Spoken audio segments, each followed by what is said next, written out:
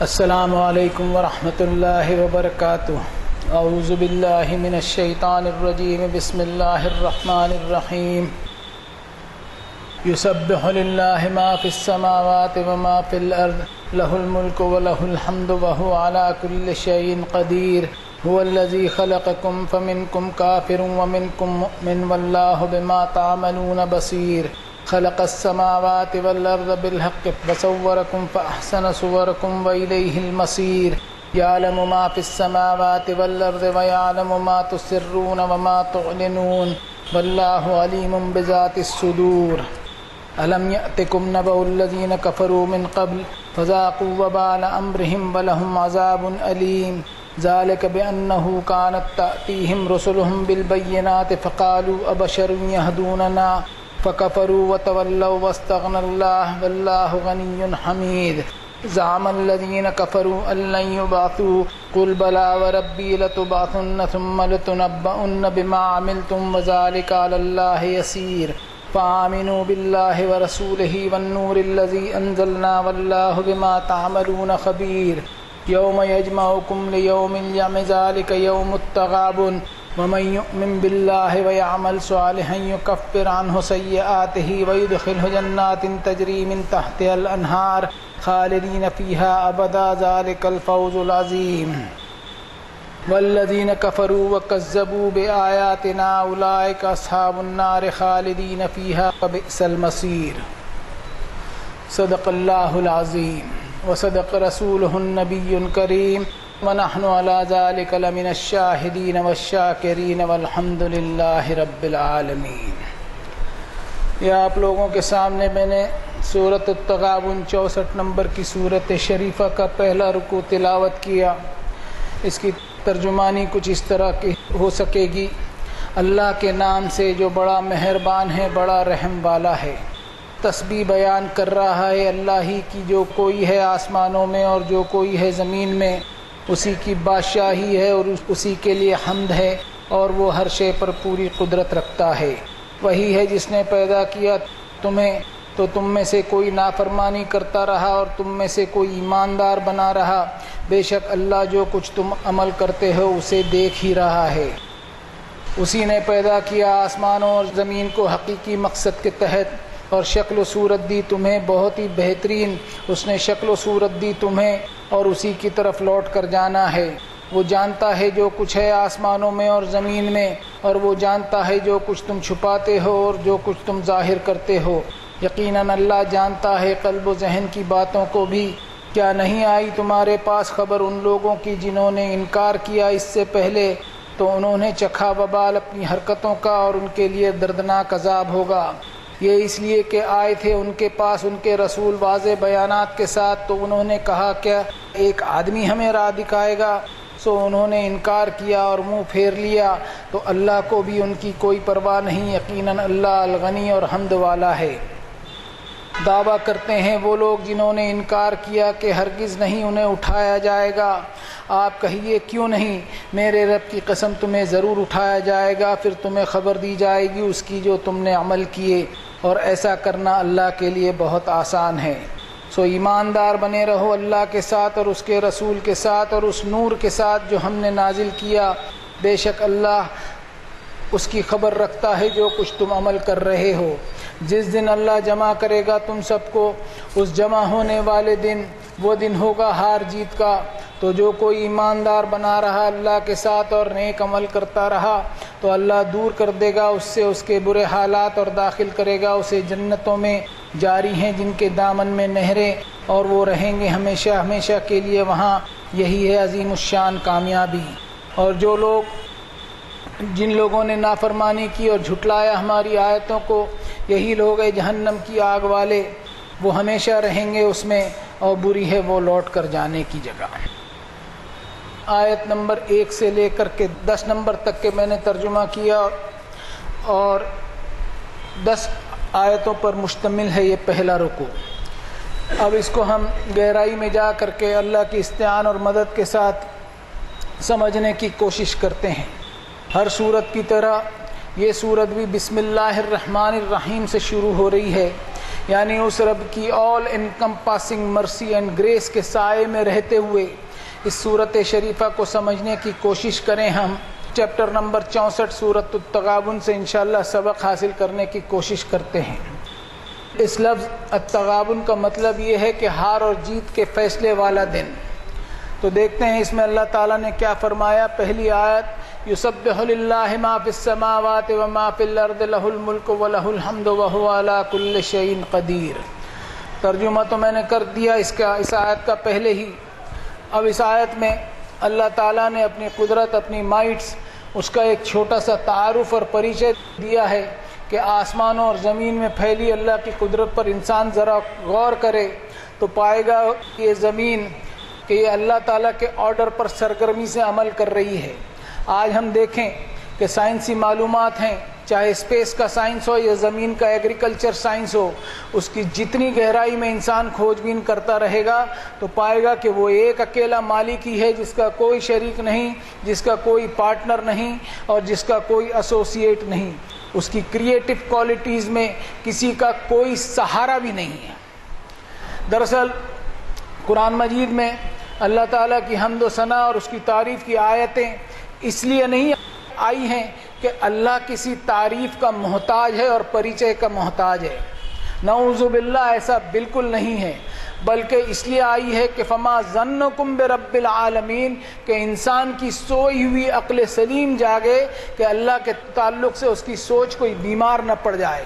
ہم ہمارے جسم کو بھی دیکھ لیں کہ ہم لگاتار اگر آرام کرتے رہیں تو ہمارا جسم بیمار پڑ جائے گا. ٹھیک اسی طرح اگر ہم عقل کے گھوڑے نہیں دوڑائیں گے تو ہماری عقل بھی بیمار پڑ جائے گی.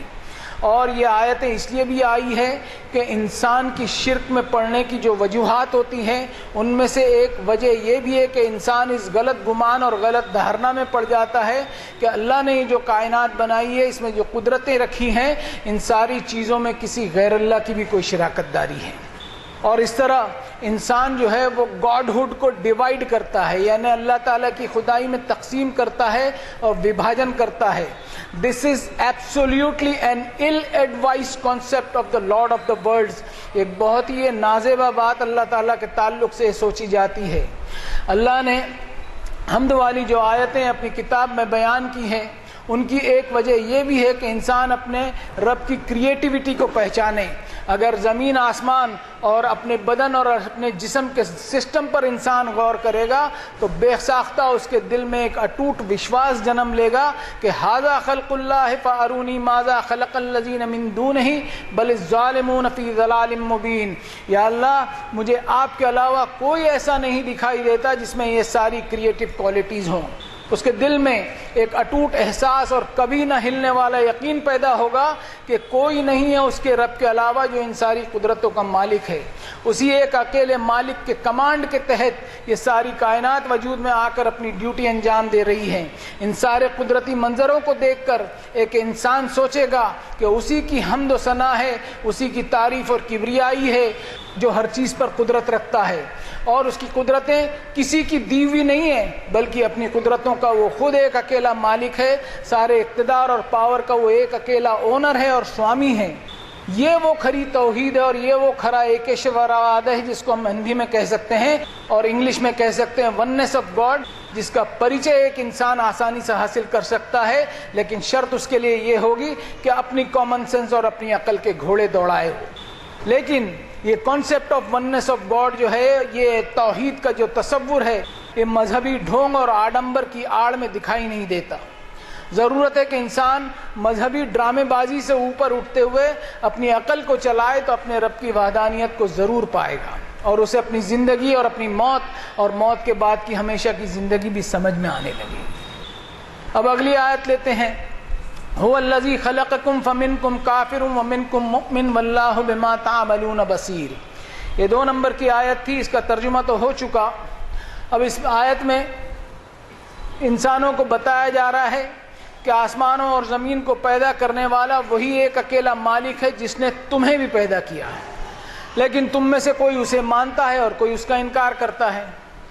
یعنی انسانوں کی یہاں 2 کیٹیگریز بتائی گئی ہے.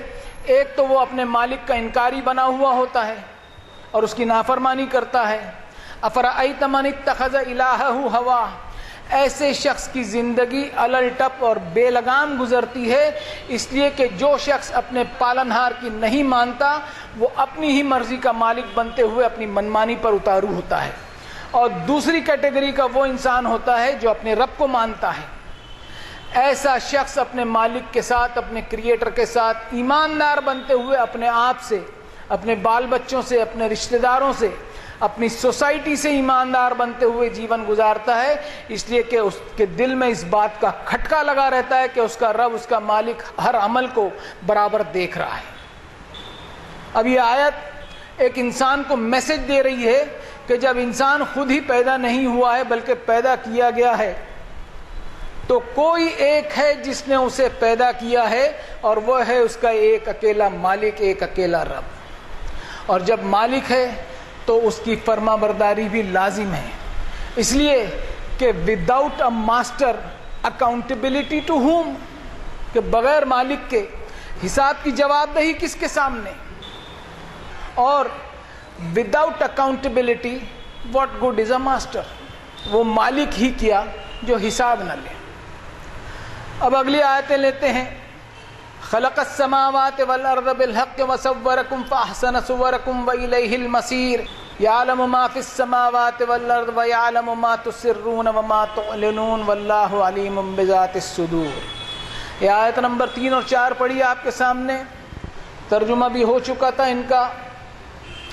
اب غور کرنے والی بات ہے کہ انسان کو اللہ نے اپنی قدرتوں کا تعارف ایسا کرایا کہ ان چیزوں کو سمجھنے میں اور ان چیزوں کو پیدا کرنے والے کو پہچاننے میں انسان کبھی محروم نہ رہے۔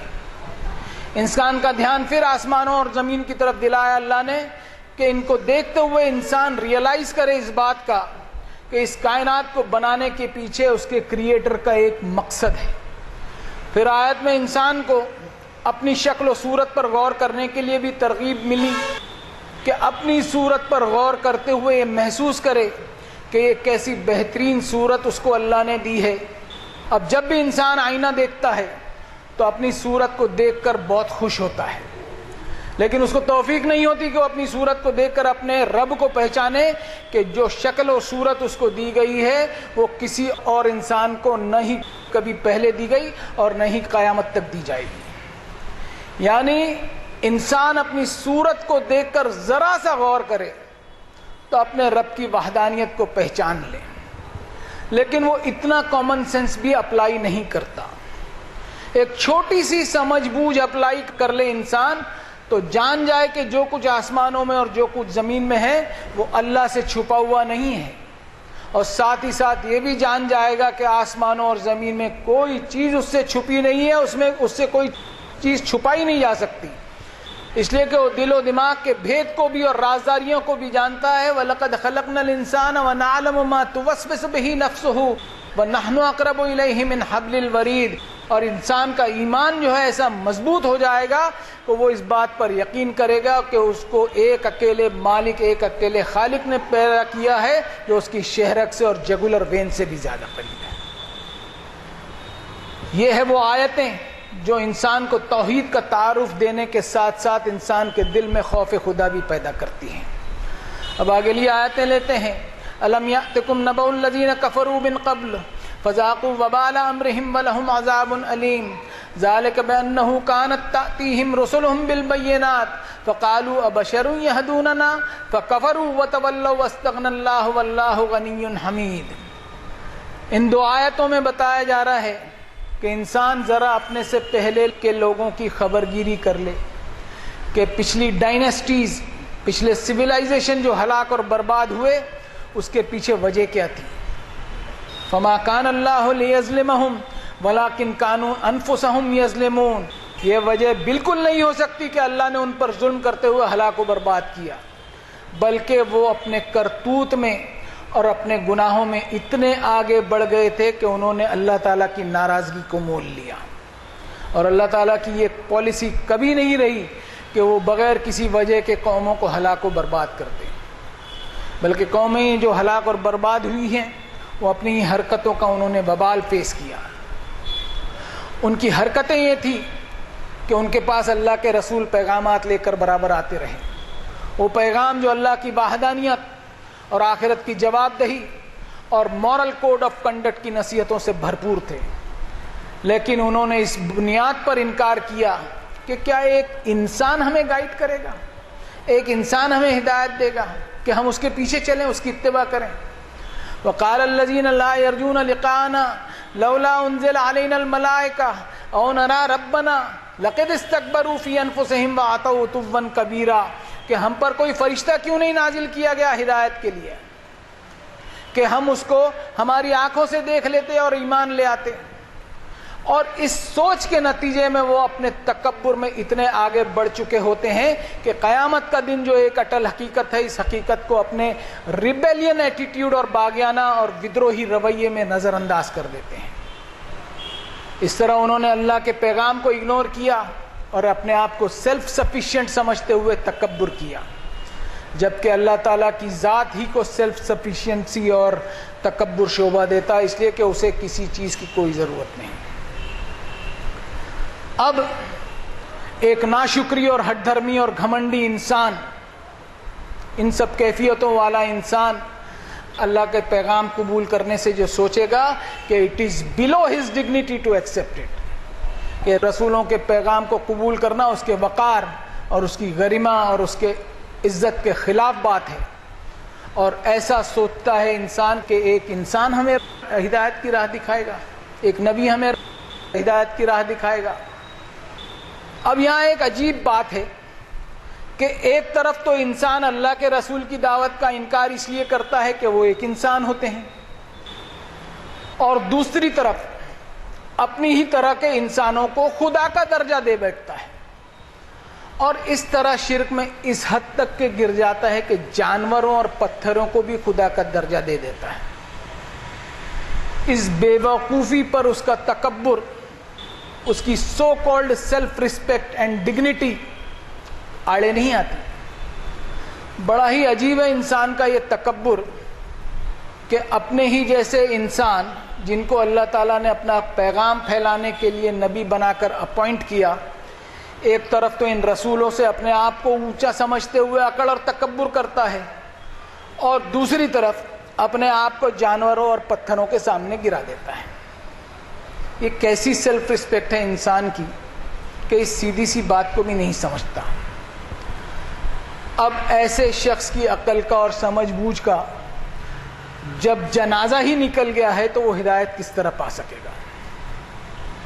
اب ان دو آیتوں میں ہم ہمارے لیے سبق حاصل کریں کہ آج کے پیرائے میں یہ آیتیں ہمیں کیا پیغام دے رہی ہیں۔ آج ہمارے پاس قرآن مجید کے روپ میں اللہ کا پیغام اور اس کے نبی جناب محمد الرسول اللہ صلی اللہ علیہ وسلم کی رسالت کیا موجود نہیں ہے؟ لیکن ہم نے بھی وہی جرم کیا جو پچھلی قوموں نے کرتے ہوئے اللہ کی ناراضگی کو مول لیا کہ ہم نے اللہ کی کتاب سے اپنا رشتہ ایسا توڑا کہ دوسرے غیر قرآنی فلسفوں کو اپناتے ہوئے اللہ کی کتاب سے ہم نے تکبر کیا، اور اس کا وبال ہم چکھ رہے ہیں کہ دنیا میں ہم ان پروڈکٹیو لاٹ بن کر رہے گئے۔ دنیا میں ایک ایسٹ بننے کی جگہ ہم بوجھ اور لائبلٹی بن گئے ہیں، اور دنیا ہمیں کراہیت کی نظروں سے دیکھ رہی ہے۔ تو کیا یہ ہماری حرکتوں کا وبال ہم فیس نہیں کر رہے ہیں؟ ضرورت ہے کہ ہم اپنے آپ کا انٹراسپیکشن اور محاسبہ کریں کہ اللہ تعالیٰ کی کتاب کے ساتھ ہم نے جو بھاری بے وفائی کی ہے اس کا یہ سب نتیجہ ہے۔ اب اگلی آیت لیتے ہیں۔ زعم الذین کفروا ان لن یبعثوا قل بلی وربی لتبعثن ثم لتنبؤن بما عملتم وذلک علی اللہ یسیر۔ یہ آیت نمبر 7 تھی۔ اس میں غور کریں ہم کہ قیامت کے تعلق سے غفلت اور مسکنسیپشن یہ وجہ بنتی ہے اللہ کے غضب اور غصے کو دعوت دینے کی۔ اللہ کے پیغام کا انکار انسان کو قیامت کے تعلق سے غفلت میں اور لاپرواہی میں ڈال دیتا ہے۔ ہر دور میں قیامت کے تعلق سے انسانیت کو آگاہ کرنے کے لیے اللہ نے پیغمبروں کو اپوائنٹ کیا، اور ساتھ ہی ساتھ قیامت کی عدالت کا ڈسپلن اور انوشاسن بھی اپنے رسولوں کے ذریعے بتا دیا کہ انسان اس دنیا میں سچیت رہ کر کے جیون گزارے، اس کے ہر عمل کا نتیجہ قیامت کے دن اس کو فیس کرنا ہوگا، چاہے وہ بڑے سے بڑا بادشاہ ہی کیوں نہ ہو یا عام سا ایک انسان کیوں نہ ہو۔ لیکن انسان کے سر پر جب زوم، زد، انا اور ایگو اور ہٹ دھرمی کا بخار جب سر چڑھنے لگتا ہے تو اپنے آپ کو ہی سب کچھ سمجھنے لگتا ہے، اور اس طرح وہ قیامت کے خوف سے بے خبر اور غافل ہوتے ہوئے جیون گزارتا ہے۔ اب سوال یہ اٹھتا ہے کہ اللہ تعالیٰ اپنے آپ کو الرحمن اور الرحیم کہتے ہیں، تو کیوں انسان کو بار بار قیامت کے تعلق سے ڈراتے ہیں اور خوف دلاتے ہیں؟ اس میں بھی اللہ تعالیٰ کے رحمت کے پہلو کو ہم پہچانیں کہ انسان کی یہ نفسیات ہوتی ہے، سائیکولوجی ہوتی ہے کہ اس کے دل میں سزا کا خوف اگر ہو، اللہ کی بتائی ہوئی حدود اور باؤنڈریز کے اندر رہتے ہوئے زندگی گزارنے کا اور ان کی سیماؤں کا پھلانگنے کا کبھی وہ ہمت نہیں کر سکے گا۔ ایک چھوٹی سی مثال دیتا ہوں میں ٹریفک سگنل کی۔ ٹریفک میں سگنل کی پابندی اس لیے کی جاتی ہے کہ چالان کٹے گا، پینلٹی بھرنا پڑے گا، فائن بھرنا پڑے گا۔ یہ فائن بھرنے کا خوف انسان کو ٹریفک سگنل کی پابندی پر مجبور کرتا ہے، اور یہ مجبوری کے ساتھ انسان ٹریفک سگنل کی پابندی کرتا ہے اور اپنے آپ کے لیے بھی وہ رحمت بنتا ہے اور لوگوں کے لیے بھی رحمت بنتا ہے۔ ٹھیک اسی طرح ہم سوچیں کہ اللہ نے ہمیں قیامت کا جو خوف دلایا ہے اس میں ہماری بھلائی کے ساتھ ساتھ ساری انسانیت کے لیے بھی بھلائی ہے کہ قیامت کے خوف سے اپنا جیون گزاریں گے تو لوگوں کے لیے ہم رحمت بنیں گے، زحمت نہیں بنیں گے۔ اب اگلی آیت لیتے ہیں، فَآمِنُوا بِاللَّهِ وَرَسُولِهِ وَالنُّورِ الَّذِي أَنزَلْنَا وَاللَّهُ بِمَا تَعْمَلُونَ خَبِيرٌ۔ اس آیت میں یہ بتایا جا رہا ہے کہ ایک ہی راستہ بچتا ہے کہ ہم اللہ کی کتاب سے جڑ جائیں، جس میں ہدایت کی روشنی ہے، جس میں کانشینس اور ضمیر کی روشنی ہے، جس میں لاجک اینڈ ریزننگ کی روشنی ہے، جس میں عقل مندی اور ہوش مندی کی روشنی ہے، جس میں وزڈم اور حکمت کی روشنی ہے۔ فرمایا قد جاءکم من اللہ نور و کتاب مبین۔ یہی وہ روشنی ہے جس سے ایک انسان اپنی پیدائش کا مقصد اور اپنی زندگی کا کوڈ آف کنڈکٹ جان سکتا ہے، جس سے آخرت کی کامیابی اس کو نصیب ہو سکے۔ اگر انسان اس روشنی کے ساتھ بے وفائی کرتا ہے اور اپنی زندگی میں مذہب کے جھوٹے کھلونوں سے کھیلتے ہوئے اپنی زندگی گزارتا ہے تو اس کے طرز عمل کا برا نتیجہ اسی کو فیس کرنا ہو۔ اب اگلی آیتیں لیتے ہیں جو آج کے سبق کی آخری آیتیں ہوں گی۔ یوم یجمعکم لیوم الجمع ذالک یوم التغابن ومن یؤمن باللہ ویعمل صالحا یکفر عنہ سیئاتہ وَيُدْخِلُ جَنَّاتٍ تَجْرِي مِن تَحْتِهَا الْأَنْهَارُ خَالِدِينَ فِيهَا أَبَدًا ذَلِكَ الْفَوْزُ الْعَظِيمُ وَالَّذِينَ كَفَرُوا وَكَذَّبُوا بِآيَاتِنَا أُولَٰئِكَ أَصْحَابُ النَّارِ خَالِدِينَ فِيهَا وَبِئْسَ الْمَصِيرُ۔ یہ آیت نمبر 9 اور 10 تھی، جہاں پہ رکوع مکمل ہوتا ہے۔ ترجمہ تو ہو چکا، اب دیکھیں کہ اس آیت میں کہا جا رہا ہے قیامت کے تعلق سے کہ this will be the day of mutual loss and gain, یعنی یہ دن ہوگا نقصان اور فائدے والا، یعنی بیچ میں کوئی بات نہیں کہی، یا نقصان ہوگا ہمیشہ کا ہوگا یا فائدہ ہوگا تو بھی ہمیشہ ہوگا۔ اور یہی تغابن ورڈ جو ہے اس سورت کے عنوان میں بتایا گیا ہے اور اس کا ٹاپک بھی یہی ہے، یعنی وہ لوگ جنہوں نے اپنی زندگی اللہ تعالیٰ کی بتائی ہوئی حدود سے باہر رہ کر من مرضی سے گزاری ہوگی تو وہ ہمیشہ کے نقصان میں ہوں گے، اور وہ لوگ جو اللہ کی بتائی ہوئی حدوں کو مینٹین کرتے ہوئے اس کے اندر رہتے ہوئے ایک ڈسپلن اور انوشاسن کے اندر رہتے ہوئے زندگی گزارے ہوں گے تو وہ ہمیشہ کے فائدے میں ہوں گے۔ قیامت کے تعلق سے اللہ کی کتاب میں جتنی گمبھیرتا اور سیریسنس بتائی گئی ہے اتنا ہی انسان اس دن کے تعلق سے غفلت اور لاپرواہی میں جیون گزارتا ہے۔ قیامت یہ وہ دن ہوگا جس کے بارے میں آج سے 1450 برس پہلے جناب محمد رسول اللہ صلی اللہ علیہ وسلم نے دنیا انسانیت کو بتائی، اس ہمدردی کے ساتھ کہ انسان کو وہ معلومات مل جائے جو اس کی آخرت کے لیے اشد ضروری ہے۔ رسول اللہ صلی اللہ علیہ وسلم کی ان تعلیمات کو بہت جلد بھلا دیا گیا۔ جب تک ان کی تعلیمات پہ عمل تھا، اس دنیا نے ایک سنہرا دور دیکھا۔ اللہ کی کتاب کی تعلیمات کے ذریعے توحید، ایمان اور اخلاق کا خوبصورت دور اس دنیا میں آیا، لیکن یہ سنہرا دور بہت جلد غائب ہونے لگا، اس لیے کہ اللہ کی کتاب کو پیٹھ پیچھے ڈال دیا گیا اور لوگوں کے اپنے خود کے ایجنڈے چل نکلے اور دنیا فریب کی دنیا بن گئی۔ ایسے نعرے مل گئے کہ وہ اپنے ذاتی فائدے کو قومی خدمت بتانے لگا۔ ایسے الفاظ کا ماہر بن گیا انسان کہ اپنے ظلم و فساد کو حق و انصاف کا روپ دینے لگا۔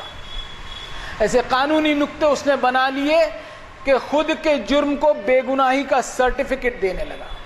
وَتَأْكُلُونَ التُّرَاثَ أَكْلًا لَمًّا، مال و جائیداد کے روپ میں ایک ایسا خدا تسلیم کر لیا کہ جس سے ڈرنے کی ضرورت نہیں، لوگوں کا مال ہڑپ کر جاؤ، اور مال سے ایسی جم کر محبت کرنے لگا جیسے اس کے سوا کچھ ہے ہی نہیں۔ اور ایسی نمازیں انسان کو مل گئی کہ جن کے ساتھ تکبر اور حسد جمع ہو سکتا ہے۔ ایسے روزے مل گئے جو ظلم اور فساد سے بھرے ہوئے ہیں۔ رسول اللہ کو ایسا سمجھ لیا کہ اپنی بدعمالیوں کے باوجود وہ قیامت کے دن سفارش کریں گے۔ ایسی آخرت مل گئی جہاں جنت صرف اپنے لیے اور جہنم دوسروں کے لیے۔ ایسا دین حاصل ہو گیا جو صرف بحث مباحثہ اور آرگومنٹ کے لیے۔ دینی اکھاڑے کھل گئے، زبانی پہلوانی کی جاتی، اس میں نتیجہ کچھ نہیں نکلتا۔ فضائل کے نام کی لاٹریوں کے بمپر ڈرا بتائے جانے لگے، اور لیڈرشپ کے ایسے نسخے معلوم ہو گئے جس میں خود کی لیڈری اور قومی سیاست کو اسلام کا لباس چڑھا دیا۔ یہ صرف دنیاوی فائدے کے لیے ان سارے فریب کا لباس انسان پہنے ہوئے ہے، مگر کھوٹا سونا اس وقت تک ہی کھرا دکھائی دے گا جب تک وہ پرکھنے کی کسوٹی پر سے نہ گزرے۔ اسی طرح یہ فریب کا کاروبار اس وقت تک ہی چلے گا جب تک قیامت کے دن سارے انسان بے نقاب نہ ہو جائیں۔ آج امتحان کی آزادی ہے، انسان کو موقع ہے کہ جو چاہے کر لے، لیکن امتحان کی مدت ختم ہوگی تو آدمی اپنے آپ کو بالکل اکیلا اور بے بس پائے گا۔ ایک لائن میں اپنے رب کے سامنے کھڑا ہوگا، رب السماوات والارض وما بینہما الرحمن لا یملکون منہ خطابا۔ وہ بولنا چاہے گا لیکن اس کے پاس الفاظ نہیں ہوں گے کہ بول سکے، اس کی ہمت اور جرت نہ ہو سکے گی کہ زبان سے ایک لفظ بھی کہہ سکے۔ سلام ہو جناب محمد الرسول اللہ صلی اللہ علیہ وسلم پر کہ انہوں نے انسان کی آنکھوں پر سے پردہ اٹھایا اور بتایا کہ جب موت کا فرشتہ اس کو موجودہ دنیا سے نکال کر اگلی دنیا میں پہنچا دے گا تو یہ آدمی کی زندگی کا بھیانک لمحہ ہوگا۔ جب موت کا یہ لمحہ آئے گا تو آدمی اپنے اندازے کے بالکل خلاف صورتحال کو دیکھ کر دہشت زدہ ہو جائے گا۔ اچانک اس کو محسوس ہوگا کہ جس دنیا میں وہ جی رہا تھا وہ سب کچھ ایک دھوکہ تھا جس کو وہ حقیقت سمجھ بیٹھا تھا۔ اپنے آپ کو آزاد سمجھ رہا تھا، لیکن قیامت کے دن وہ اپنے آپ کو بالکل بے اختیار پائے گا۔ مال و جائیداد والا سمجھ رہا تھا، بالکل خالی ہاتھ اپنے آپ کو پائے گا۔ اس کو گمان تھا، اس کو زوم تھا کہ اس کے پاس قوت ہے، طاقت ہے، مین پاور ہے، فورسز ہیں، لیکن پائے گا کہ وہ اللہ کی بنائی ہوئی دنیا میں اس کی حیثیت مکھی اور مچھر سے بھی کم تھی۔ وہ سمجھتا تھا کہ اس کے پاس بہت سے سنگی ساتھی ہیں، لیکن اپنے آپ کو بالکل تنہے تنہا اور اکیلا پائے۔ یہ سب باتیں تھیں جو قیامت کے تعلق سے اللہ تعالیٰ نے اس صورت شریفہ میں اس کے پہلے رکوع میں انسان کو بتا دیا کہ اپنے کر و فر میں، اپنے گھمنڈ میں اور اپنے زوم میں مت جینا۔ قیامت کے دن اکیلا آئے گا، کوئی کالے کوٹ والا وکیل نہیں ہوگا تیرے پاس کہ میری عدالت میں تیرا کیس لڑ سکے۔ وَكُلُّهُمْ آتِيهِ يَوْمَ الْقِيَامَةِ فَرْدًا۔ آج کا سبق یہاں مکمل ہوتا ہے۔ اللہ تعالیٰ سے دعا ہے کہ یا اللہ یہ قیامت کے تعلق سے، حساب کے تعلق سے جو بے خوفی میں ہم جی رہے ہیں، اس بے خوفی کو دور کر کے اس کو خوف میں تبدیل کر دیجیے، اور اس کے لیے سب سے اہم کنڈیشن یہ ہوگی کہ ہم اللہ تعالیٰ کی کتاب سے ایسے جڑ جائیں کہ دوسرے جو جھوٹے ہمارے جو تکیے بنا کے رکھے ہم نے قیامت کے تعلق سے، اس کا انکار کرتے ہوئے اللہ تعالیٰ کی کتاب پر ہم عمل کرنے کی کوشش کریں۔ وصلی اللہ تعالی علی خیر خلقہ محمد وعلی آلہ واصحابہ اجمعین برحمتک یا ارحم الراحمین۔